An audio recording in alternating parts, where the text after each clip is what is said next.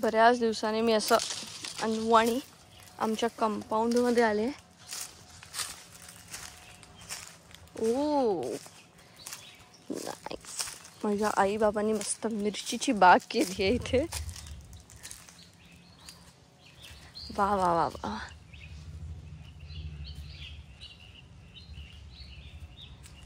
दोघं मिळून काय करतील ना याचा पत्ता नाहीये. छानच. आता आपण घरी जाऊया आणि ही मिरचीची बाग ज्यांनी केली आहे त्यांच्याशी आपण संपर्क साधून त्यांच्याशी थोड्या गप्पा मारूया. आई बाबा असे फावल्या वेळेत असा कचरा गोळा करत राहतात. एका जागेवर दोघंही बसत नाहीत, काही ना काहीतरी त्यांचं चालू असतं. सो सध्या हे कचरा गोळा करण्याचं काम चालू आहे आणि त्याला असं हे केलं जातं, त्याच्यानंतर जाळलं जातं. प्लीज सांगू नका की याने पोल्युशन होतं. हे जे जाळलेलं आहे ना, याची जी ही राख आहे ही जी नारळाची झाडं आहेत त्यांच्या मुळांमध्ये टाकली जाते खत म्हणून. आणि आमचे काजू पण आता मस्त मोहरत आहेत. लवकरच काजू खायला मिळणार. आई साफसफाई करायला चालली आहेस? चला आज आपण जाऊया आईच्या मिरचीच्या बागेत. आईने मिरचीची बाग केली आहे.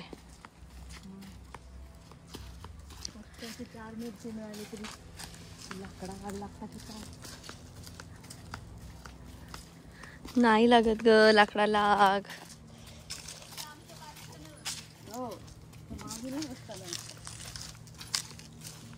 पाण्यासाठी सोय पण करून ठेवली तुम्ही.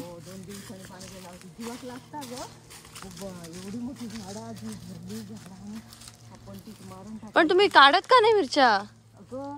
विका काढून. एक काढताना एक पान पडला तरी जीवाक लागता. अगं असं केलं तर मिरच्या काढणार कशा? त्या सडतायत त्या बघा झाडावरती. बाबांका मी सांगितलं बाबा सांगतो हळू असं फिरवून काढायचा. अच्छा तुम्हीच काढा. मग कैची आणा त्याच्यापेक्षा. इतकंच तुम्हाला जीव होतोय तर. बघ ना मोठी झाड आहे तेच म्हणते मी. ही वेगळी मिरची आहे कसली तरी. ही वेगळी मिरची. पण काढलातच नाही तर काय उपयोग आहे बघ. ह्या बघ सडताय तिथे. ह्या बघ सडणार अगं ही सडली. पिकली तेच ते त्याचा वेगळा व्हर्जन. सडली. ऊस लावले आपण. ऊस पण लावला. ऊस पण लावला. अरे बापरे. वाळूत ऊसाचं उत्पादन घेणं आता चालू झालंय आईचं. तुळस लावली. हे बघ ना मिरची. मग ते काढा आता. उद्या काढू का मी? हा काढ. काढू पण केवढी ती झाडं वाकायला लागलीत आता. आता काढा त्या मिरच्या. आपले वस्तू असली नाही. अगं असं असेल तर शेतकरी मिरची तोडणारच नाही. ते आहेच. मी त्या फुलांच्या झाडांचं म्हणतोय. फुला कशी काढतो मी तर काढलंच नसतंय. बापरे कशी लागतात ती फुलं. उद्या तोडूया त्या मिरच्या.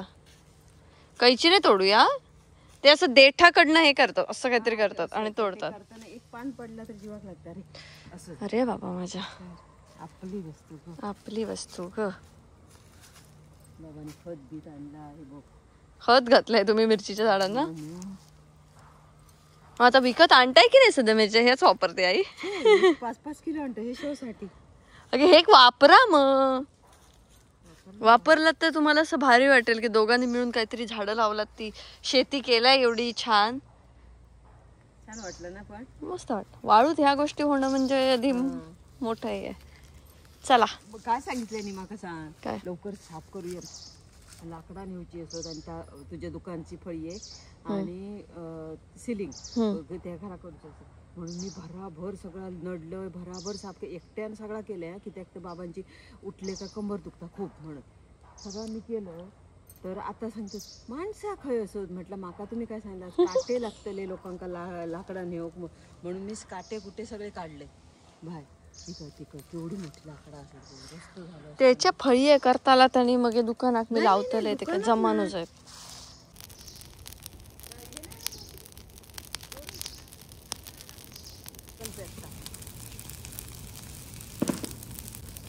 कचराच नाही करत आहे ती पोपटी.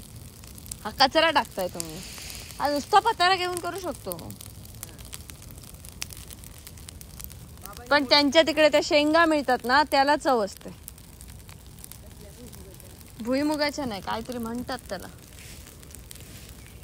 वेगळ्या शेंगा असतात, वेगळा पाला असतो. पाला एक वेगळा भांबुर्ड्याचा पाला असं काहीतरी असतं. त्या पाल्याला चव असते आणि त्याला एक वेगळा असा सुगंध असतो. ती दोरी तू जाळूनच राहशील आता. बाबांची शिवी खाणार तू, वाढवलं साई. आता बाबा तुला घ्या बाबा. इकडे घालूच नको. वाचली नाही, वाचली तर वाचली. ती बघ हे झाली, बघितलं ते नरम झाली ना, प्लास्टिक ना नरम झाली. उष्णता जरी ज्वाळा नाही गेली तरी खालची उष्णता गावतली ना ते. आईची दोरी तुटली. चुकी आली बाबांनी, हा असं काहीतरी करायचं ना खाली.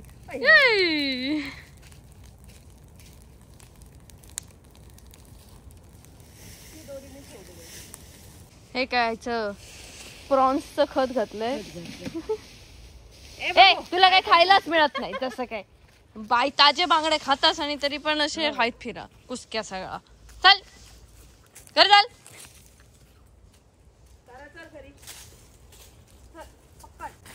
इतके कुत्रे ऐकणत नाहीत. तारा जाग्यावर जाऊन बस. नाही ऐकलंय. हिला काय झालंय का? हिला काय झालंय का? पण काय झालं तिला?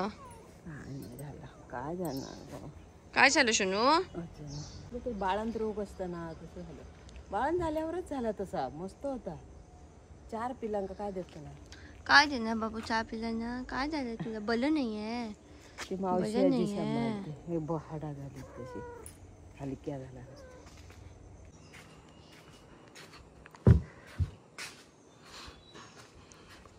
नमस्कार, काय देऊ? हे आमचं सिंधुदुर्गचं शॉप आहे. जेव्हा मालवणचं शॉप बंद केलं त्यानंतर आम्ही हे शॉप बांधायला घेतलं होतं आमच्या लग्नाच्या वेळेला. याचं काम चालू होतं, पण मला इथे कोणी असं ट्रस्टवरती जे इथे सांभाळेल हे आमचं शॉप असं कोणी मिळत नाही. त्याच्यामुळे ते काम अर्धवट ठेवलं, कारण मी काम पूर्ण करून इथे प्रोडक्ट्स आणून, बाबांचा व्याप आधीच एवढा आहे त्याच्यात त्यांचा तो व्याप वाढेल म्हणून आम्ही थांबलोय. आम्ही वाट बघतोय, पण आता लवकरच मला हे शॉप चालू करावं लागणार आहे. इथे आम्ही मस्त असे रॅक्स वगैरे बनवणार आहोत, आणि जे देवबागमध्ये येतात किंवा जे मालवणमध्ये येतात आणि स्पेशली आमच्या घरी येतात त्या सगळ्यांना प्रोडक्ट्स इथेच घेता येतील अशी आम्ही सोय करतोय. कारण इथे आल्यानंतर बरेच जण विचारतात की ते प्रोडक्ट कसे घेऊ, कुठे घेऊ, पण मी इथे असेच ठेवले नाही आहेत. पण मला त्यांच्यासाठी व्यवस्थित जागा हवी आहे. तर ही आमची शॉपची स्पेस आहे. इथे आता बाकीचं काउंटर, इथे रॅक्स वगैरे हे सगळ्या गोष्टी येतील. इकडनं आत आल्यानंतर आमची स्टोरेज स्पेस आहे. सो इथे हे सगळं स्टोरेज वगैरे साठी आधीच जागा करून ठेवली आहे, आणि मी लवकरच काहीतरी नवीन पण चालू करणार. त्यासाठी ही समोरची स्पेस आम्ही केली आहे, पण ती सध्या आम्ही आमच्या 2 लाडक्यांसाठी आम्ही ती जागा ठेवली आहे. सो इथे अजून सगळं बाकीचं काम करायचं आहे. सो हे सगळं अर्धवट आहे, जे लवकरच पूर्ण करायचं आहे. तर बघूया हे कधी पूर्ण होतं.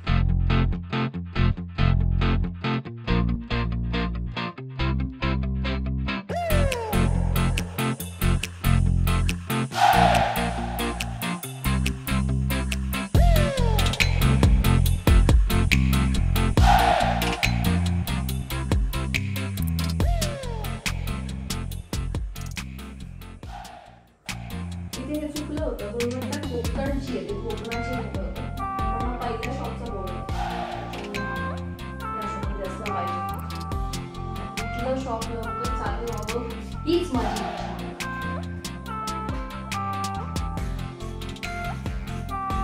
आमचं सिंधुदुर्गचं शॉप जे नवी मुंबईमध्ये आहे ते सगळ्यांना माहीतच आहे की कामोठ्यामध्ये ते शॉप आहे, आणि आता हे जे शॉप आहे हे चालू करायचं आहे. पण त्यासाठी मला इथे एखादी व्यक्ती ते सांभाळण्यासाठी हवी आहे, आणि मी ट्राय करत होते की सिंधुदुर्गमधलंच मला कोणीतरी मिळावं, स्पेशली मालवणच्या आसपासचं, जेणेकरून ते अपडाऊन करून ते करू शकतात, किंवा राहण्याची सोय असेल करावी लागत असेल तर तो मुलगा असावा, जेणेकरून अशी फार जबाबदारी मुलीची वगैरे त्या सगळ्या गोष्टी नाही. कारण भरपूर टुरिस्ट येत असतात आणि त्यामध्ये असं उगीच जर म्हणजे आईवडिलांचे रेस्ट्रिक्शन्स खूप असतात मुलींवरती आणि ती जबाबदारी घेण्यापेक्षा मुलगा असावा, कारण तो मुलगा इथे जर काम करेल तर त्याच्यानंतर काही गोष्टी जाऊन पार्सल देणं, बसवरती देणं, कारण आम्हाला मुंबईला पार्सल्स द्यायला लागतात, या सगळ्या गोष्टींची देवाणघेवाण तो करू शकतो. 2 व्हीलर ज्याला येत असेल असा मुलगा आम्ही स्पेशली बघतो या शॉपसाठी.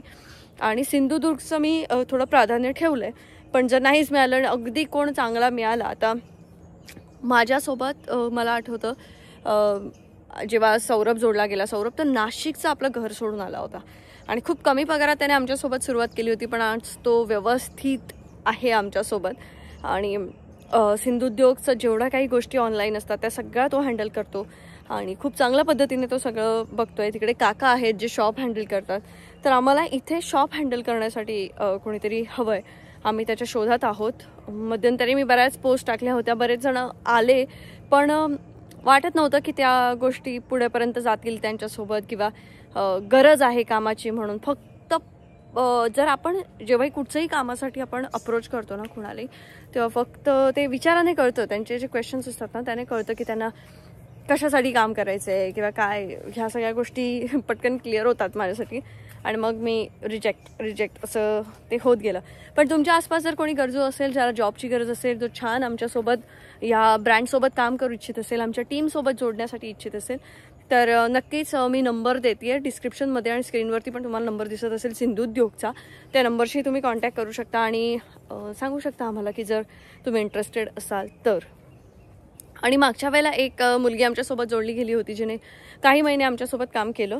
तर तिचा उद्देश एकच होता, तिला एक फोन घ्यायचा होता आणि तो फोन घेण्यासाठी तिला सर्टन एक 30,000ची वगैरे गरज होती. तर जेव्हा तिचा तो पगार तेवढ्यापर्यंत झाला, तिने जॉब सोडला आणि तेव्हा आम्ही शिकलो की आम्ही सरळ ॲग्रीमेंट करून घेतो आणि त्याच्यावरती साईन घेतो. सो आम्ही खूप लिगल वेने या गोष्टींमध्ये डील करतो.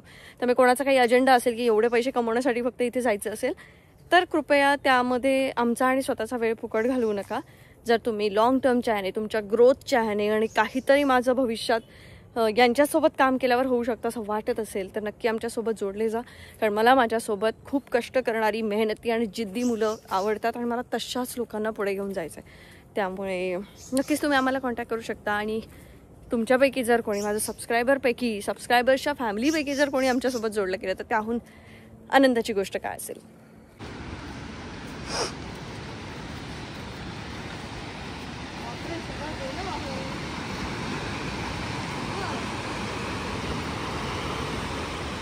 हळूहळू असं आमचं गाव वाहून जातंय. अशी सरळ माती होती, नदीच वाहून गेली बघ, इथपर्यंत पुढे आला समुद्र पावसाळ्यात.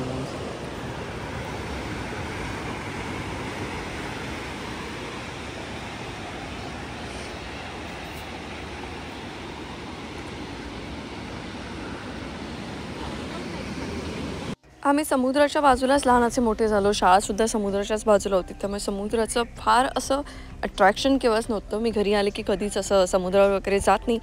यावेळेला गेले तर खूप बदललेल्या गोष्टी दिसल्या. म्हणजे लहानपणी बघितलेलं आमचं गाव आणि आत्ताचं आमचं गाव यात खूप फरक आहे. आणि आता हळूहळू समुद्रसुद्धा पुढे यायला लागला आहे आणि किनाऱ्याकडच्या गोष्टी घेऊन जायला लागल्या आहे, तर ते बघून थोडंसं वाईट वाटलं.